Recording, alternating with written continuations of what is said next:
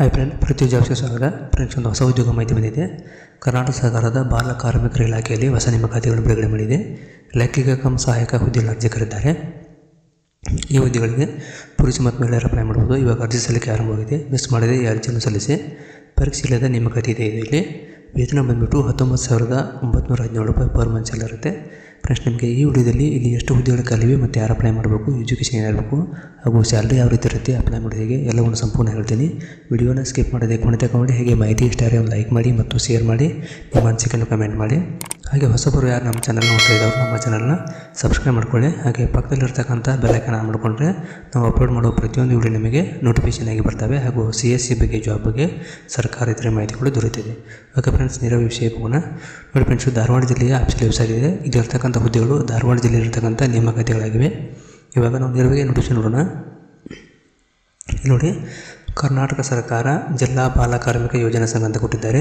ಸಹಾಯಕ ಕಾರ್ಮಿಕ ಆಯುಕ್ತರ ಕಚೇರಿ ಧಾರವಾಡ, ವಿಭಾಗ ಹುಬ್ಬಳ್ಳಿ. ಕಾರ್ಮಿಕ ಭವನ 1ನೇ ಮಹಡಿ, ಚೈತನ್ಯ ನಗರ, ಪ್ರಿಯದರ್ಶಿನಿ ಕಾಲೋನಿ, ಗೋಕುಲ್ ರಸ್ತೆ, ಹುಬ್ಬಳ್ಳಿ ಅಂತ ಕೊಟ್ಟಿದ್ದಾರೆ. ಇಲ್ಲಿರ್ತಕ್ಕಂಥ ನೇಮಕಾತಿಗಳಿಗೆ ಇದು ಪ್ರಕಟವಾದ ದಿನಾಂಕ 14/2/2024 ತಾರೀಕು ಪ್ರಕಟವಾಗಿದೆ. ಇಲ್ಲಿ ಪ್ರಕಟಣೆ ಅಂತ ಕೊಟ್ಟಿದ್ದಾರೆ. ವಿಷಯ ಬಂದ್ಬಿಟ್ಟು ರಾಜ್ಯ ಬಾಲ ಕಾರ್ಮಿಕ ನಿರ್ಮೂಲನಾ ಕ್ರಿಯಾ ಯೋಜನೆ ಅನ್ವಯ ಜಿಲ್ಲಾ ಬಾಲ ಕಾರ್ಮಿಕ ಯೋಜನಾ ಸೊಸೈಟಿ ಸಿಬ್ಬಂದಿಯಲ್ಲಿ ಲೆಕ್ಕಿಗ ಕಮ್ ಸಹಾಯಕರನ್ನು ನೇಮಕಾತಿ ಮಾಡಿಕೊಳ್ಳುವ ಕುರಿತು ಕೊಟ್ಟಿದ್ದಾರೆ. ಉಲ್ಲೇಖ ಬಂದ್ಬಿಟ್ಟು ಮಾನ್ಯ ಕಾರ್ಮಿಕ ಆಯುಕ್ತರು ಬೆಂಗಳೂರವರ ಕಚೇರಿ ಆದೇಶ ಸಂಖ್ಯೆ ಪ್ರಕಾರ ನೇಮಕಾತಿ ಅಂತ ಕೊಟ್ಟಿದ್ದಾರೆ. ಇಲ್ಲಿ ರಾಜ್ಯ ಬಾಲ ಕಾರ್ಮಿಕರ ನಿರ್ಮೂಲನೆ ಕ್ರಿಯಾ ಯೋಜನೆ ಅನ್ವಯ ಧಾರವಾಡ ಜಿಲ್ಲಾ ಬಾಲ ಕಾರ್ಮಿಕ ಯೋಜನೆ ಸಂಘದ ಕಚೇರಿಯಲ್ಲಿ ಖಾಲಿ ಇರುವ ಸ್ಥಾನಕ್ಕೆ ಸಿಬ್ಬಂದಿಯನ್ನು ಗೌರವಧನದ ಆಧಾರದ ಮೇಲೆ ನೇಮಕಾತಿ ಮಾಡಿಕೊಳ್ಳುವ ಕುರಿತು ಆಯುಕ್ತರು ಕಾರ್ಮಿಕ ಇಲಾಖೆ ಬೆಂಗಳೂರು ಕಚೇರಿಯಿಂದ ಒಂದು ಆದೇಶ ಬಂದಿದೆ ಎಂದು ಕೊಟ್ಟಿದ್ದಾರೆ. ಇಲ್ಲಿ ಹುದ್ದೆ ಹೆಸರು ಕೊಟ್ಟಿದ್ದಾರೆ, ಗೌರವಧನದ ಸ್ಯಾಲರಿ ಕೊಟ್ಟಿದ್ದಾರೆ, ವಿದ್ಯಾರ್ಹತೆ ಮತ್ತು ಅರ್ಹತೆ ಕೊಟ್ಟಿದ್ದಾರೆ. ಇಲ್ಲಿ ಹುದ್ದೆ ಹೆಸರು ಬಂದ್ಬಿಟ್ಟು ಲೆಕ್ಕಿಗ ಕಮ್ ಸಹಾಯಕ ಹುದ್ದೆಗಳಾಗಿವೆ. ವೇತನ ಬಂದ್ಬಿಟ್ಟು 19,917 ರೂಪಾಯಿ ಪರ್ ಮಂತ್ ಸ್ಯಾಲರಿ ಆಗಿರುತ್ತದೆ. ಇನ್ನು ಅರ್ಹತೆ ಮತ್ತು ವಿದ್ಯಾರ್ಥಿ ನೋಡಬೇಕಾದ್ರೆ BCom ಪದವಿಯನ್ನು ಪಾಸ್ ಆಗಿರಬೇಕಂತ ಕೊಟ್ಟಿದ್ದಾರೆ.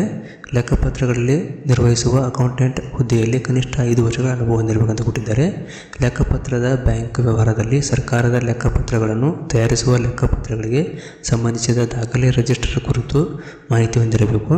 ಕನ್ನಡ ಮತ್ತು ಇಂಗ್ಲೀಷ್ ಮಾತನಾಡುವ ಹಾಗೂ ಬರೆಯುವಲ್ಲಿ ಉತ್ತಮ ಕೌಶಲ್ಯ ಹೊಂದಿರಬೇಕಂತ ಕೊಟ್ಟಿದ್ದಾರೆ.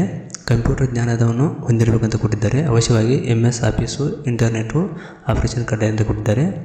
ಟ್ಯಾಲಿ ಸಾಫ್ಟ್ವೇರನ್ನು ಉಪಯೋಗಿಸುವ ಜ್ಞಾನ ಮತ್ತು ಕೌಶಲ್ಯ ಹೊಂದಿರಬೇಕಂತ ಕೊಟ್ಟಿದ್ದಾರೆ. ಅಂದರೆ ಕಂಪ್ಯೂಟರ್ನ ಟ್ಯಾಲಿ ಆದವರು ಇದಕ್ಕೆ ಅಪ್ಲೈ ಮಾಡ್ಬೋದು. ಕಚೇರಿಯ ಪತ್ರ ವ್ಯವಹಾರಗಳ ಲೆಕ್ಕಪತ್ರಗಳ ವ್ಯವಹಾರಗಳನ್ನು ಘನೀಕೃತ ನಮೂದಿಸಿ ಕೇಂದ್ರ ಕಚೇರಿಗಳಿಗೆ ಗಣಕಯಂತ್ರದ ಮೂಲಕ ಕಳಿಸುವ ಕುರಿತು ಪರಿಣಿತಿ ಹೊಂದಿರಬೇಕಂತ ಕೊಟ್ಟಿದ್ದಾರೆ. ಅರ್ಜಿ ಸಲ್ಲಿಸುವ ಅಭ್ಯರ್ಥಿಗಳು 40 ವಯಸ್ಸಿನ ಒಳಗಿರಬೇಕಂತ ಕೂಡ ಕೊಟ್ಟಿದ್ದಾರೆ. ಅಂದರೆ 18ರಿಂದ 40 ವರ್ಷ ಒಳಗಿದ್ದವರು ಅಪ್ಲೈ ಮಾಡಬೇಕಂತ ಕೊಟ್ಟಿದ್ದಾರೆ. ಇಲ್ಲಿ ಕೆಲವು ಸೂಚನೆ ಕೊಟ್ಟಿದ್ದಾರೆ. ಅಭ್ಯರ್ಥಿಗಳನ್ನು ಮೆರಿಟ್ ಮತ್ತು ಅನುಭವದ ಆಧಾರದ ಮೇಲೆ ಆಯ್ಕೆ ಮಾಡಲಾಗುವುದು. ಗೌರವಧನದ ಆಧಾರದ ಮೇಲೆ ಕಾರ್ಯನಿರ್ವಹಿಸಲು ಆಯ್ಕೆಯಾದ ಸಿಬ್ಬಂದಿಯು 1 ವರ್ಷದ ಕರಾರನ್ನು ನೀಡುವುದು ಕಡ್ಡಾಯವಾಗಿರುತ್ತದೆ. ಕಾರ್ಯಕ್ಷಮತೆ ತೃಪ್ತಿಕರವಾಗಿದ್ದಲ್ಲಿ ಕರಾರನ್ನು ಮುಂದುವರಿಸುವುದು. ಅಂದರೆ 1 ವರ್ಷಕ್ಕೆ ತಗೋತಾರೆ, ಅವ್ರ ವರ್ಕ್ ಪರ್ಫಾರ್ಮೆನ್ಸ್ ನೋಡಿಕೊಂಡು ಕಂಟಿನ್ಯೂ ಮಾಡ್ಬೋದು ಅಂತ ಕೂಡ ಕೊಟ್ಟಿದ್ದಾರೆ. ಇನ್ನು ಅರ್ಜಿಯನ್ನು ನಿಗದಿತ ನಮೂನೆಗಳ ಮೂಲಕ ಸಲ್ಲಿಸಿಕೊಂಡು ಕೊಟ್ಟಿದ್ದಾರೆ. ಇದು ಅರ್ಜಿಯನ್ನು ಅಪ್ಲೈ ಮೂಲಕ ನಾವು ಕಳಿಸಬೇಕಾಗಿರುತ್ತದೆ.